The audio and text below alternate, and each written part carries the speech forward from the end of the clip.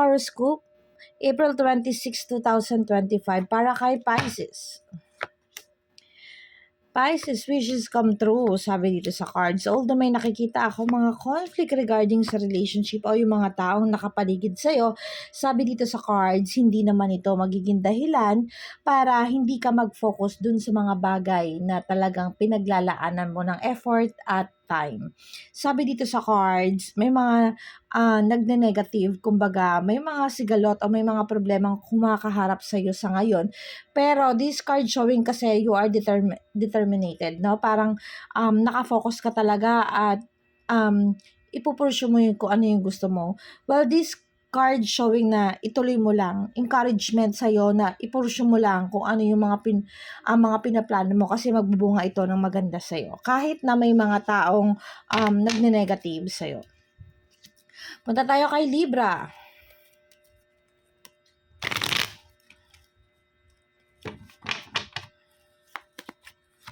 Okay, Libra, the card said here, pagbibigayan at pagkakaunawaan.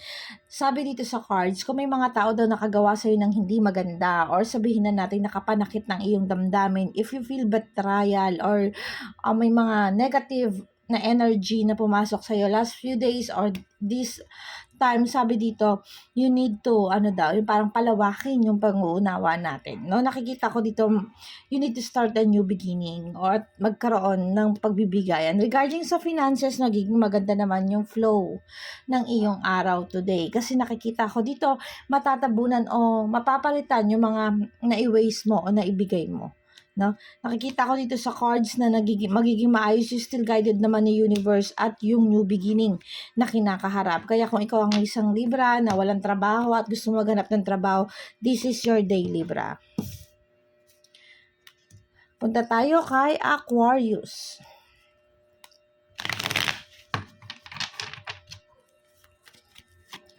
Aquarius, sabi dito sa cards, may mga bagay daw na hindi yung bagang ipinagpapatuloy. Kung alam mo naman na hindi ito hindi kagaganda or hindi magbubunga ng maganda.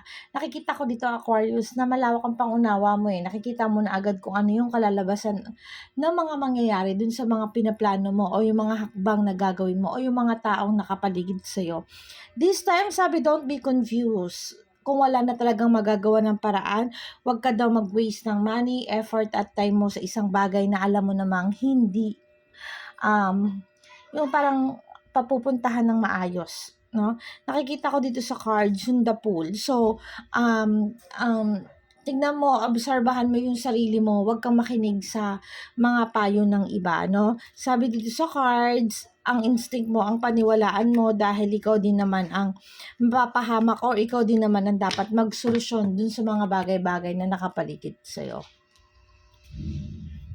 Let's go to Aries.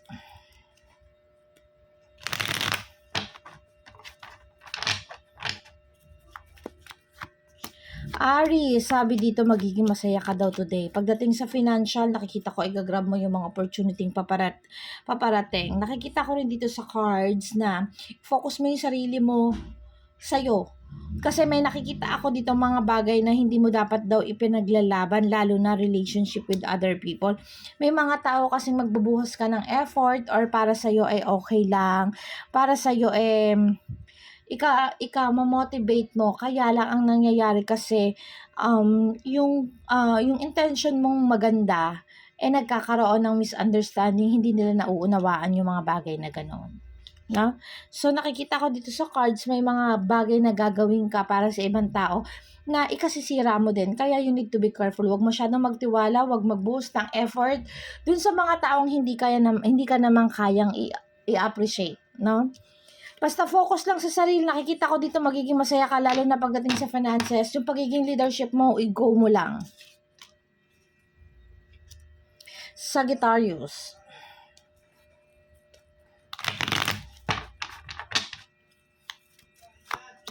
Sagittarius, nakikita ko dito sa cards.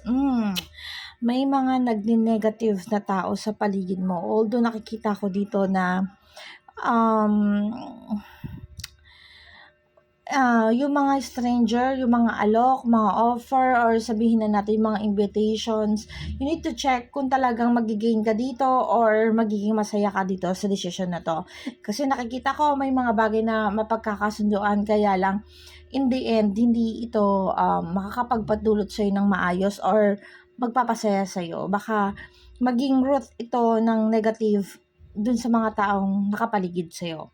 Sabi dito sa cards, mamili ka daw ng mga taong pagkakatiwalaan mo. May mga bagay na dapat daw sinusukuan na sa Sagittarius. Especially kapag nagre-red flag na sa'yo yung mga tao, wag mo nang antayin sa Sagittarius na magbabago pa or magiging okay pa yung lahat, no?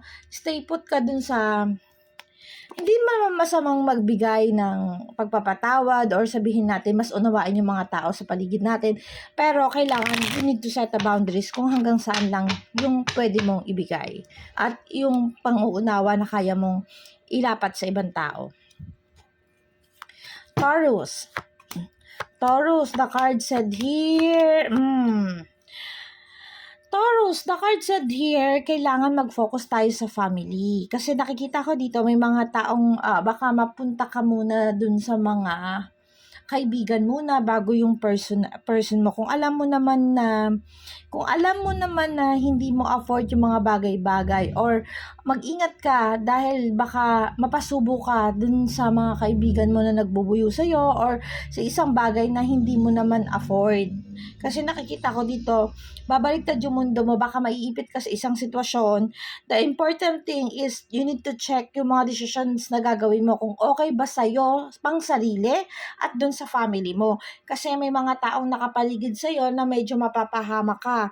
Kasi sabi dito sa cards, may mga maling gawa at may mga dapat daw na hindi ipinagpapatuloy or dapat na sinusukuan. So be mindful na family first at keep your money in good terms. Kung alam mo yon yung parang ilagay mo yung pera mo kung saan mapapabuti. Wag dun sa mga bagay na alam mo namang hindi mo naman kailangan at mga taong panandalian mo lang na makakasama. Punta tayo kay Cancer. Cancer, the card said here, you are in pain. Okay, may mga pinagdadaanan si Cancer sa ngayon. Pero nakikita ko dito yung kabiguan na yan, yung pakiramdam na feeling mo ikaw laging nag-aayos ng problema, ikaw gumagawa ng way, ikaw yung pakiramdam mo yung parang ikaw yung naghahabol para masolusyonan yung problema ninyo. Sabi dito, wag kang mag-alala, makikita rin yung mga effort na binibigay mo sa isang sitwasyon o dun sa isang tao. Nakikita ko dito mababalanse rin, magkakaroon din ng peace, magkakaroon din ng reconnections, at makikita naman yung kahalagahan mo. Sabi dito, dun sa ipapakita mo na kabutihan, nakikita ko dito, masusuklian naman ng pagkakaunawaan. Yung mga bagay na binibigyan mo ng effort daw, ituloy mo lang kahit pakiramdam mo talo ka na, kahit pakiramdam mo down ka na. Kasi in the end, magbubunga daw naman ito ng maganda para sa'yo. Magiging fruitful naman daw. So, tuloy-tuloy mo lang, huwag kang mapagod. Punta tayo kay Virgo.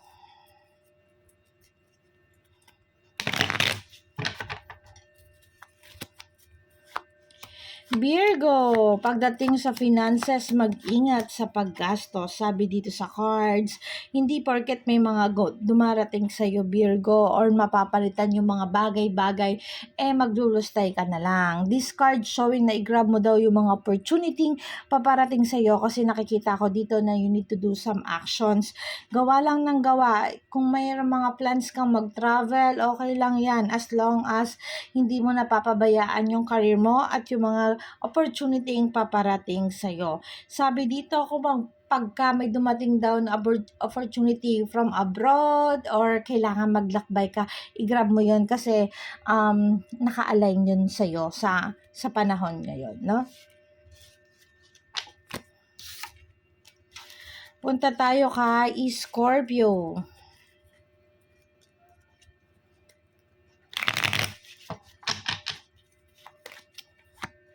Scorpio, this card showing may mga maling gawa. Sabi dito, alam mo daw yung mga bagay na tinatahak mo, alam mo daw yung mga bagay na kailangan tapusin or gawan ng pamamaraan. This card showing din na yung mga paghihirap mo daw kumbaga kung meron ka dumadanas ka man ng mga problema sa ngayon, nakikita ko masusolusyonan mo yon. Although nakikita ko dito, huwag mong suluhin kung ano yung problema na kinakaharap mo. No? You need somebody to talk. You need somebody na parang maunawaan mo yung sitwasyon. Kailangan mong humingi ng opinion ng ibang tao. Lalo na kung yung problema ay pagdating sa finances. Hindi kasi ganun kadali yung mga pinagdadaanan ni Scorpio sa ngayon. So, sabi dito sa cards, kaysa maloaded ka, you need seek advice, parang ganon. Hayaan mo yung ibang tao din na tulungan tulungan ka dun sa problemang dinadala mo. Lalo na kung yung problemang dinadala mo ay hindi lang naman para sa'yo or related ito sa mga taong nakapaligid sa'yo. You need to talk to open to them kung ano yung nararamdaman mo at kung ano yung mga suggestion na nasa utak mo para masolusyonan yung problema na kinakaharap mo. Pupunta tayo kay Leo.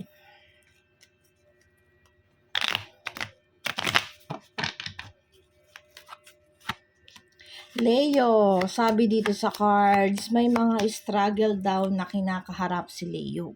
May mga problemang kinakaharap si Leo. Sa ngayon, sabi dito sa cards, ipagpatuloy mo lang daw, you're still guided with the universe. Ilaban mo lang daw kung ano yung sa tingin mong makakabuti dun sa sitwasyon na yon. At this card showing na paniwalaan mo yung sarili mo, yung instinct mo, yung alam mo na kaya mong solusyonan yung problema na yan kasi nakikita ko dito nakaharap yung magicians mo and then yung wheel of fortune. Ibig sabihin, masusolusyonan mo kung ano yung problema na kinakaharap mo and then nakikita ko dito mas magiging maganda yung sitwasyon o yung mga susunod na araw mo, Leo. Basta focus lang muna sa sarili, paniwalaan mo yung instinct mo, wag yung ibang tao. Wag ka munang ngayon, yung parang wag mo munang bigyan ng halaga yung mga tao sa paligid mo. Basta kung ano lang nakikita mo muna na ikakabuti, mas paniwalaan mo yon. Punta tayo kay Capricorn. Capricorn, the card said here, may mga missed opportunities ka na kasi may mga bagay na tinatanggihan ka or may mga bagay na kailangan mong i-grab kaya lang nagkakaroon ng confusion, dumarating kasi sa mga bagay na may mga bagay kang hindi ipinaglalaban, no? But still, this card showing nag-on off ang iyong finances. You need to focus dun sa career sa ngayon, no? Focus muna tayo sa career, Capricorn, para mag-continuous yung flow ng money sa'yo kasi nag-on off din ang iyong finances. And then, the last one, Gemini. Punta tayo kay Gemini.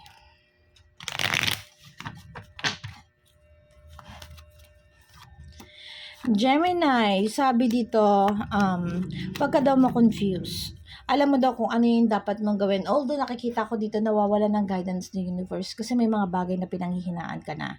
Pero still continue to do what you're doing. Sabi dito sa cards na sinasabi dito sa cards na alam mo daw yung mga bagay o yung solusyon talaga sa problema mo. Kailangan lang talaga i-hold on mo yung feelings o yung mga bagay na nararamdaman mo. Nakikita ko dito sa cards na nawawalan ng guidance ni universe pero alam kong determinado ka dun sa mga bagay na gusto mong gawin.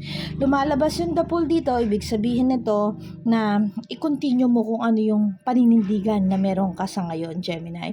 And then this card showing may mga tao daw na kumbaga nakaharap sa iyo ng maayos, yung nag-over sa iyo ng maayos pero hindi naman sila good intention.